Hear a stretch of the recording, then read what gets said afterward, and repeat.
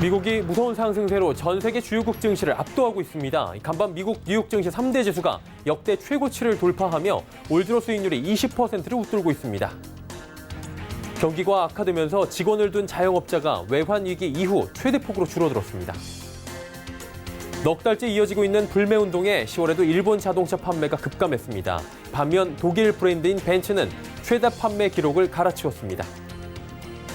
민간 택지 분양가 상한제 지정을 앞두고 분양가가 하락할 것이다. 또는 오히려 공급이 줄어 상승할 것이다. 의견이 분분하죠. 내년 집값이 0.8% 하락할 것이라는 건설산업연구원의 전망 속에 관련 내용 주민부동산에서 짚어보도록 하겠습니다. 센 뉴스 플러스 시작합니다.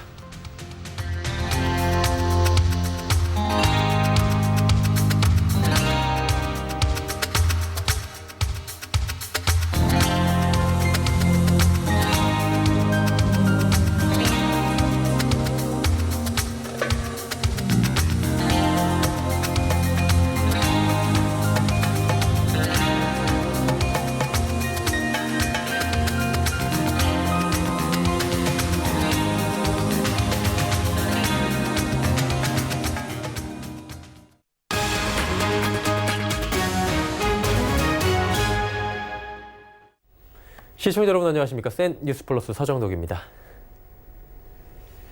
미국 증시가 무서운 상승세를 이어가고 있습니다. 간밤 뉴욕 증시 3대 지수가 또다시 역대 최고치를 갈아치웠습니다. 올 들어 수익률만 벌써 20%를 웃돌고 있다고 합니다. 양한나 기자가 전해드립니다.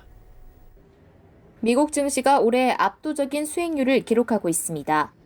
스탠더드 앤드 푸어스 500 지수는 올 들어 지난주까지 22%의 수익률을 기록했습니다. 지난 2013년 이후 6년 만에 최고 상승률입니다. IT 종목들이 37% 폭등하면서 오름세를 주도하고 있습니다. 글로벌 벤치마크인 모건 스탠리 캐피털 인터내셔널 미국 지수도 스탠더드 앤 푸어스 500 지수와 같은 성적표를 내고 있습니다. 유럽 지수와 중국 지수, 신흥시장 지수가 9%에서 15%에 달하는 것과 비교하면 압도적인 수치입니다. 간밤 스탠더드 앤 푸어스 500 지수는 0.37% 오른 3078.27에 기술주 중심의 나스닥 지수는 0.56% 오른 8433.20에 각각 마감하며 역대 최고치를 기록했습니다. 다우존스 30산업평균 지수는 전거래일보다 0.42% 상승한 2762.11로 근 4개월 만에 역대 최고치입니다. 글로벌 성장 둔화와 미중 무역 갈등의 우려 속에서도 미국의 탄탄한 내수 경기가 부각되고 있는 영향입니다. 지난주 발표된 미국의 올해 3분기 성장률과 10월 고용 등 주요 경제 지표들은 시장 예상을 뛰어넘었습니다. 지난 3일에는 트럼프 대통령이 미중 무역 협상에 대해 진전이 있다고 발언한 점도 호재로 작용했습니다. 월스트리트 저널은 미중 무역 갈등이 해소된다면 유럽과 아시아의 수출주도 국가들의 호재로 작용하겠지만 실제로는 미국 시장을 더욱 매력적으로 만들고 있다고 전했습니다. 미국 상장사들이 막대한 수익을 토대로 대규모 자사주 매입에 나서는 것도 주가를 밀어 올리는 요인으로 꼽힙니다. 서울경제TV 양한나입니다. 직원 있는 자영업자가 외환 위기 이후 가장 많이 줄어들었습니다. 도소매업과 제조업 업황 악화로 내수가 부진한 여파로 분석됩니다. 통계청이 발표한 비임금 근로 및 비경제활동인구 부가조사 결과에 따르면 8월 고용원이 있는 자영업자는 153만 5천 명으로 지난해보다 11만 6천 명, 7%가 줄어들었습니다. 이는 외환 위기 여파가 컸던 1998년 8월 29만 6천 명 감소 이후 최대폭입니다.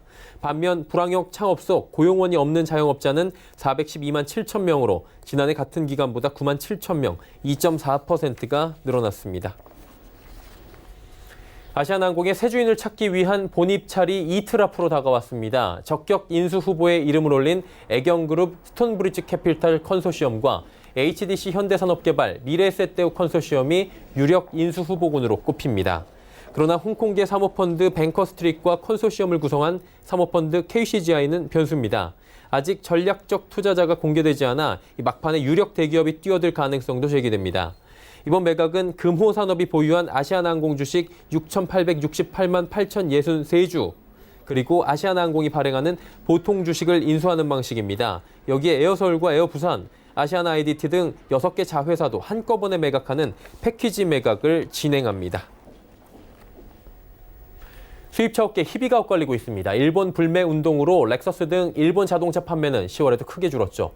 반면에 반사이익과 신차 휴가를 톡톡히 본 독일 자동차 브랜드 벤츠는 역대 최다 판매 기록을 갈아치웠다고 합니다. 김혜영 기자입니다. 지난달에도 일본 브랜드 자동차 판매가 크게 줄었습니다. 넉 달째 이어지고 있는 일본 불매 운동의 여파입니다. 지난 10월 일본 자동차는 1977대가 팔렸습니다. 작년 같은 기간과 비교하면 58.4%나 줄었는데 반토막 난 겁니다. 브랜드별로는 렉서스가 456대를 팔며 1년 전에 비해 77% 급감했습니다. 뒤를 이어 토요타, 닛산, 혼다도 부진을 면치 못했습니다. 일본 자동차 판매는 불매 운동이 시작된 7월 이후 꾸준히 줄고 있습니다. 이 불매 운동의 영향이 직격탄이라고 보시면 좋을 것 같아요. 일본 차 불매 운동으로 반토막이 날 수밖에 없는 상황이고 지금도 그 부분이 가속화되고 있고 아마 당분간 계속될 것으로 예상을 하고 있습니다. 일본 차 판매가 줄어든 사이 독일 브랜드인 메르세데스 벤츠는 반사 이익을 누렸습니다.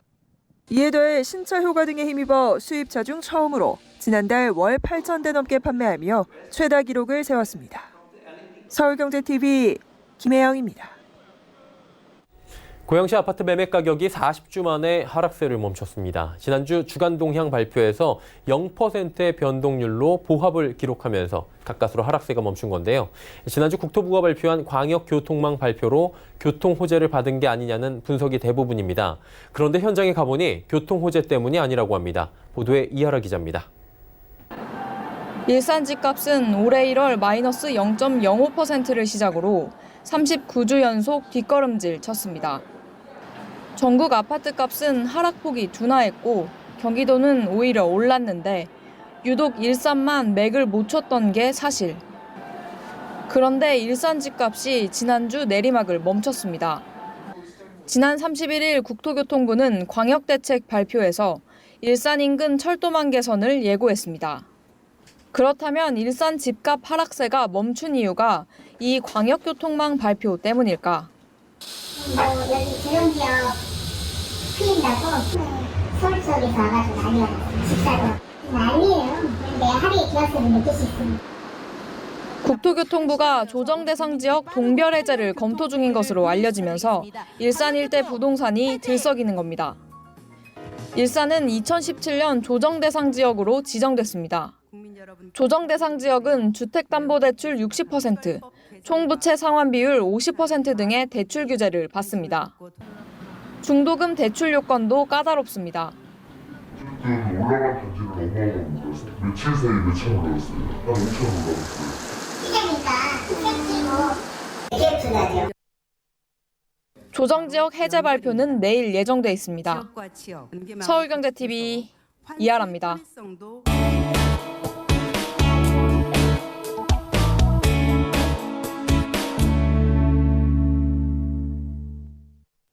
민간 택지 분양가 상한제 지정 하루를 앞두고 있습니다. 분양가가 하락할 것으로 예상되는데 공급이 줄어들면서 집값이 오를 수 있다는 관측도 나옵니다.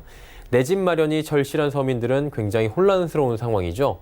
민간 연구기관인 건설산업연구원이 내년 집값이 0.8% 하락할 것이라는 전망을 내놨다고 합니다. 그렇다면 올해 사지 말고 조금 더 기다려야 할까요? 부동산팀의 정창신 기자와 관련 이야기 나눠보도록 하겠습니다. 어서 오세요. 네, 안녕하세요. 이제 부동산 전망이 처음 나온 것 같아요. 연구기관 중에서는. 집값이 어떻게 변할지 많은 분들이 지금 관심이 많을 것 같은데 어떻습니까? 네, 일단 오늘 이 건설산업연구원은 이 내년 전국 집값이 0.8% 하락할 것이다. 이렇게 전망을 좀 내놨는데요. 서울, 경기, 인천 등 수도권은 0.3% 하락할 것으로 좀 내다봤고요. 지방은 1.2% 떨어질 것으로 관측을 했습니다. 자, 김성환 건설산업연구원 부연구위원과 좀 얘기를 나눠보니까 내년은 거시경제 상황이 이 주택시장의 향방을 좌우할 것이다 이렇게 주장을 했는데요. 악화되는 거시경제 상황이 이 주택시장에 영향을 미칠 거란 얘기입니다. 다만 지금 저금리 시대잖아요. 그렇죠. 그렇다 보니까 이 안전자산 선호 기조가 강해서 이 매매 가격 하락폭은 이 올해보다는 좀 둔화될 것이다 이런 전망입니다. 자, 특히 지방시장의 경우를 좀 보면요. 미분양 주택이 좀 누적된 상황이거든요. 건설산업연구원은 이 주택 구입 수요가 좀 폭발적으로 발생하기에는 좀 어렵겠지만 이 수요보다는 그래도 공급이 더 빠르게 줄면서 재고를 좀 소진해서 올해보다 소폭 낮은 수준이 될 것이다. 이렇게 예상을 하기도 했습니다. 네. 이제 서울 집값을 요즘에 살펴보니까 뭐 최근에도 꾸준하게 올라가고 있는 상황입니다. 4분기 집값 변동률 집계까지 나오려면 시간이 조금 걸릴 것 같은데 올해는 어떻게 마감할 것으로 예상이 됩니까? 네, 일단 뭐 3분기까지는 좀 나왔는데 4분기는 이제 올해가 지나야 나오기 때문에 예. 뭐 좀 시간이 걸릴 것 같고요. 그래서 건설산업연구원에서 이제 4분기 그러니까 올해 전국 집값까지 다 포함을 해서 1% 하락할 것이다 이렇게 관측을 했는데 지금 그래프가 나오고 있죠. 자, 올해 1분기에서 3분기까지는 이 집값이 마이너스를 기록하다. 최근에 좀 집값이 계속 오르고 있는데, 뭐 서울 같은 경우에는 뭐 18주 연속 오르고 있고, 예. 이런 추세가 좀 반영이 돼서 이 하락폭을 만회해서 결국은 올해 뭐 최종 1% 하락에 그칠 것이다. 이렇게 좀 전망을 하고 있고요. 특히 수도권은 0.4% 하락을 하고 지방 같은 경우에는 1.7% 떨어질 것이다. 이렇게 전망을 내놨습니다. 네. 그러다 보니까 무주택자들의 고민은 사실 언제나 컸지만 최근 들어서 더 커질 수밖에 없는 상황입니다. 수도권만 놓고 보면 올해 0.4% 하락, 내년도 하락하니까 조금 더 기다려야 될까 뭐 이렇게 이해를 할 수도 있을 것 같아요. 네, 최종적으로 뭐 올해 떨어지고 내년도 떨어진다라는 예. 전망이 맞다면 기다렸다가 사는 게 맞겠죠. 그렇죠. 수치만 보면 좀 그런데요. 다만 이 전문가들은 우리가 투기 수요가 아니고 실수요자라면 시기는 중요하지 않다고 설명을 합니다. 자, 김성환 부연구위원과 또 얘기를 나눠봤더니 이 분양가 상한제 내일 지정 지역이 발표가 되죠. 또 3기 신도시 분양 조만간 나올 예정인데 이런 상황에서 가점제로는 이 좀 경쟁이 치열해서 힘들 수 있다. 무주택자지만 뭐 이런 얘기를 좀 했고요. 따라서 기존 주택을 좀 노려라. 또 기존 주택 중에서도 역세권을 중심으로 노려보는 게 좀 좋겠다라는 조언을 해줬습니다. 또 그러면서 이 실수요자라면 뭐 그 시기가 뭐 오르든 내리든 그 시기는 좀 중요하지 않다 이렇게 덧붙였습니다. 한마디로 집을 사는 게 아니라 그 집에서 살 것이라면 그렇죠. 이제 뭐 시기는 그렇게 중요하지 않다라고 이야기를 해주는 건데 이제 제일 중요한 건 분양가 상한제를 이제 24시간도 안 남기고 있는 건데 적용이 좀 나올 거잖아요. 시장에서는 어떤 전망이 지금 나오고 있습니까? 네, 지금 다들 예민하게 기다리고 그렇죠. 있죠. 예. 예, 정부는 뭐 이미 동 단위로 좀 핀셋 규제를 할 거다 이런 얘기를 꾸준히 해왔는데 서울 같은 경우를 좀 보면 이 같은 구지만 동이 여러 개 있다 보니까 예. 어느 동네는 지정이 되고 또 어느 동네는 지정이 안 될 가능성이 있거든요. 그렇다 보면 민원 소지가 좀 클 걸로 예상이 되는데 따라서 부동산 업계에서는 이 강남 권역을 다 지정을 하든가 아니면 서울 전역 이런 식으로 좀 지정할 가능성이 있다고 좀 조심스럽게 예측하고 있고요.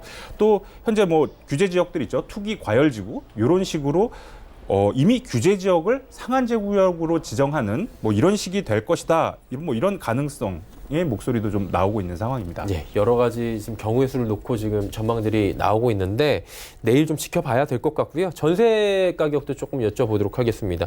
관망세잖아요. 집 사기보다는 전세 수요가 요즘에 좀 늘고 있다 이런 얘기들이 있는데 어때요? 이 부분은 전망이 어떻게 나옵니까? 네, 뭐 매매 가격과 마찬가지로 이 전세 가격도 좀 하락할 것으로 관측이 됐는데, 자 내년 전국 전세값은 1.0% 하락할 것이란 전망이 나왔습니다. 자 올해 4분기까지 전세값은 1.9% 하락할 걸로 예상이 됐는데요. 그러니까 올해보다 내년에 하락폭이 조금 더 줄어든다는 얘기가 됩니다. 전세 가격은 이 분양가 상한제와 아까 말했다시피 3기 신도시 기대 수요 또 여기에다가 지방 공급 둔화로 이 하락폭이 줄 것으로 관측이 됐습니다. 네, 알겠습니다. 내년도 부동산 전망에 대해서 이야기 나눠봤고요. 분양가 상한제 내일 뭐 지역이 나오면 다시 한번 이야기 나눠보도록 하겠습니다. 부동산 팀의 정창신 기자였습니다. 고맙습니다. 네.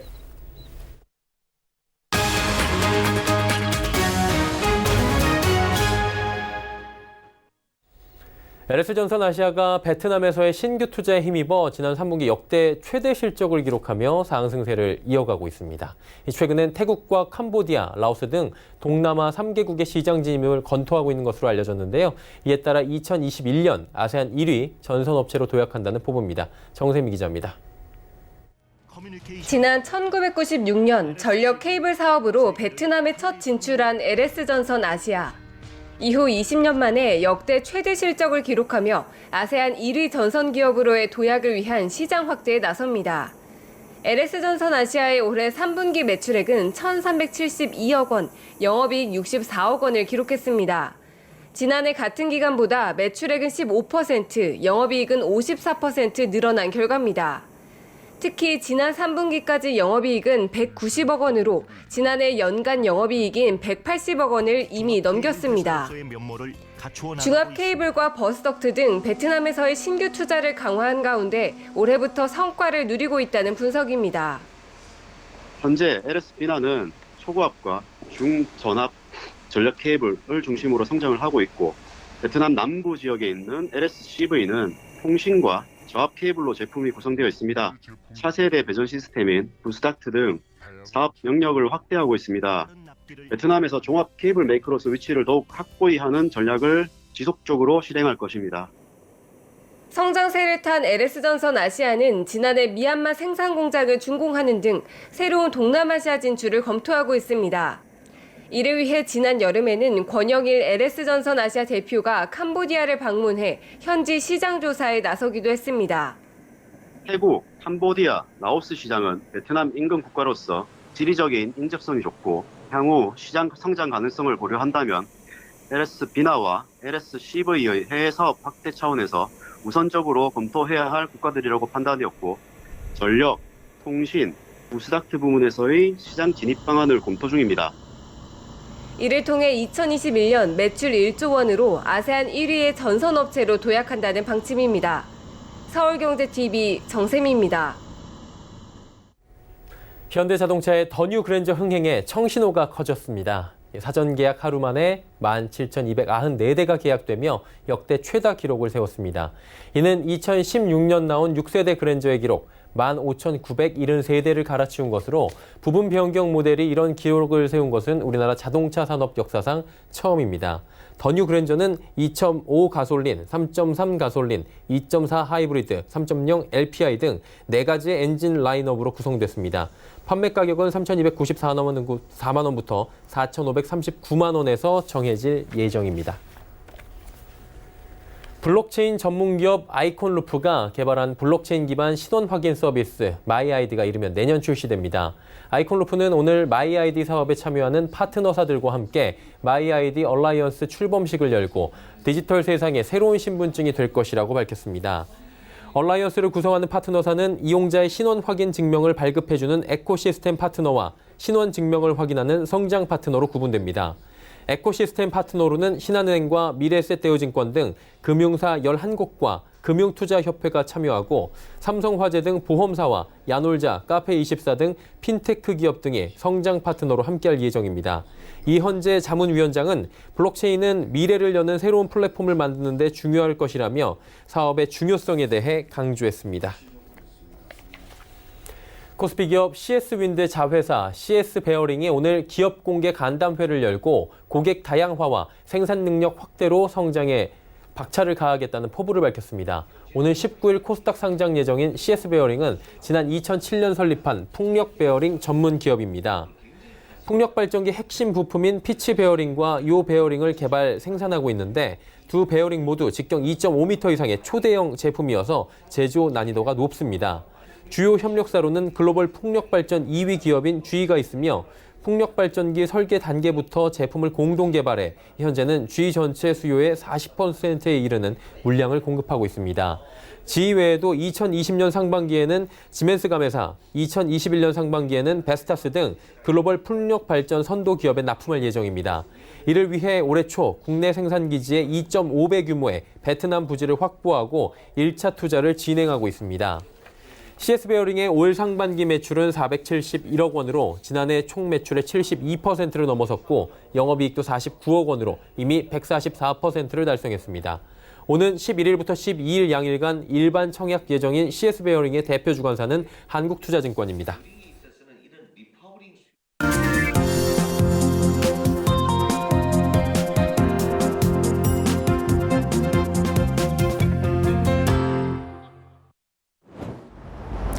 점점 변덕스러워지는 날씨와 심해지는 소음 때문에 에너지 효율이 높고 방음 효과가 뛰어난 인테리어가 인기를 얻고 있는데요. 세계 최초로 열 효율 등 성능이 뛰어난 대형 진공 유리를 개발해 주목받고 있는 기업이 있어 만나봤습니다. 종합 건축자재 전문 기업 이건홀딩스입니다.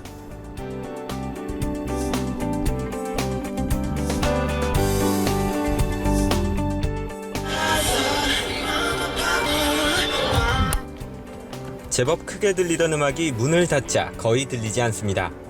이건홀딩스의 자회사 이건창호가 개발한 슈퍼 진공유리의 방음 성능 덕분입니다. 진공유리란 유리 사이에 진공층을 만들어 넣은 것으로 진공이 내 외부의 열과 소리 전달을 막아 단열, 방음 성능이 뛰어납니다.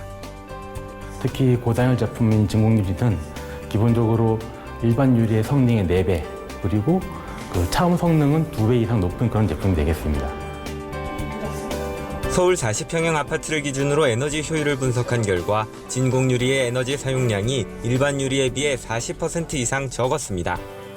겨울철 결로가 발생하는 온도도 일반 유리는 영하 2도지만 진공유리는 영하 40도까지 결로가 생기지 않는다는 설명입니다. 이처럼 뛰어난 성능 덕분에 친환경 건자재 국제표준으로 인정받는 독일 패시브하우스 연구소의 인증을 받았고 신기술상도 수상했습니다.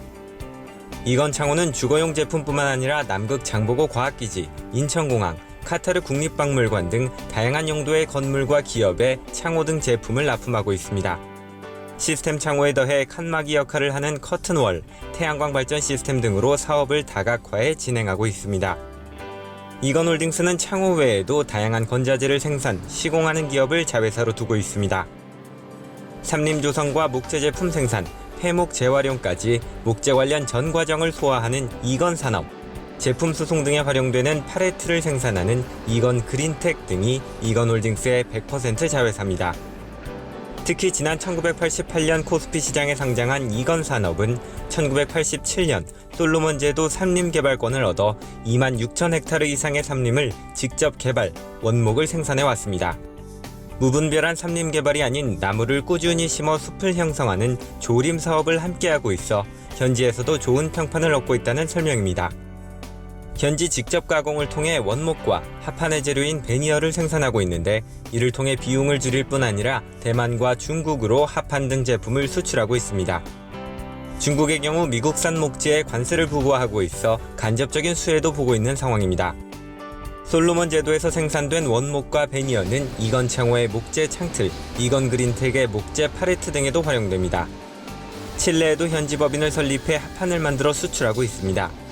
국내에서는 이건 라운 브랜드로 바닥재 등을 생산해 판매하고 있습니다. 앞으로 솔로몬 제도의 삼림 활용을 확대하고 미국, 유럽 등으로 수출 국가를 늘려 영업이익을 높일 계획입니다. 이건 산업은 폐목재를 활용한 에너지 사업도 진행하고 있습니다. 자회사 이건에너지에서 해당 사업을 담당하고 있는데 폐목을 공급받아 나무 조각 형태로 가공해 증기와 전기를 생산합니다. 생산한 증기와 전기는 이건에너지 공장이 자리한 인천공단 주변 기업에 판매하고 있습니다. 자회사의 이 같은 선전 덕분에 이건홀딩스의 올해 2분기 연결 기준 매출액은 지난해 같은 기간에 비해 150% 이상 증가한 1,270억 원을 기록했습니다. 영업이익도 233% 늘어난 77억 원, 당기순이익은 108% 이상 증가한 41억 원을 달성했습니다. 앞으로 이건 산업의 안정적인 매출과 이건 창호 설비 증설을 통해 수익을 더욱 높이겠다는 것이 이건홀딩스의 계획입니다. 기본적으로 건축 환경이 안 좋은 건 사실이고요. 하지만 고성능, 고단열 제품에 대한 수요는 꾸준히 증가하고 있습니다. 특히 저희가 세계에 유일하게 생산하고 양산하고 있는 진공유리 같은 경우에는 지속적으로 지금 판매가 증가하고 있고요. 이에 따라 설비 증설도 대폭적으로 진행하고 있습니다. 2020년부터 시작되는 제로에너지 빌딩 의무화 방침에 따라 이건홀딩스의 친환경 고효율 제품에 대한 수요가 더욱 증가할 것이라는 전망입니다. 서울경제TV 김성훈입니다.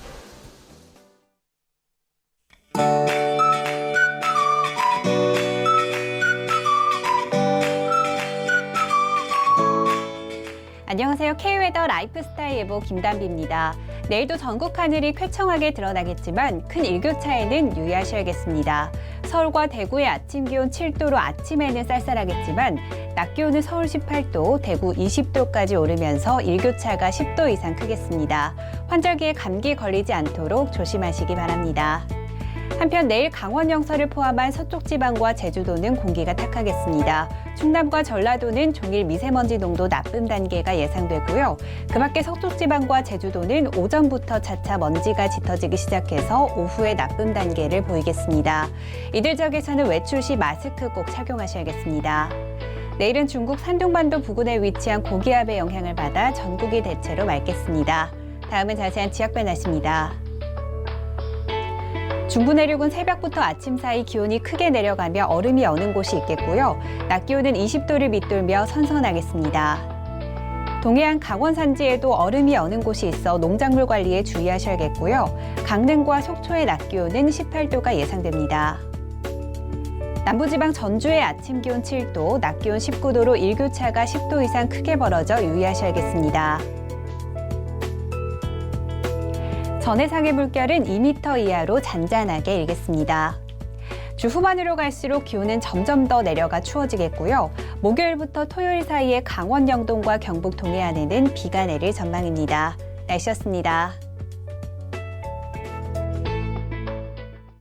오늘은 소상공인의 날이라고 합니다. 지난주부터는 이에 맞춰 다양한 소상공인 관련 행사도 열리고 있다고 하죠. 그런데 요즘 소상공인들 어렵다는 이야기 참 많이 나옵니다. 이렇게 지나가는 이벤트보다는 실효성 있는 정책들, 대안들이 꾸준하게 나와주길 기대해 봅니다. 뉴스 마칩니다. 고맙습니다.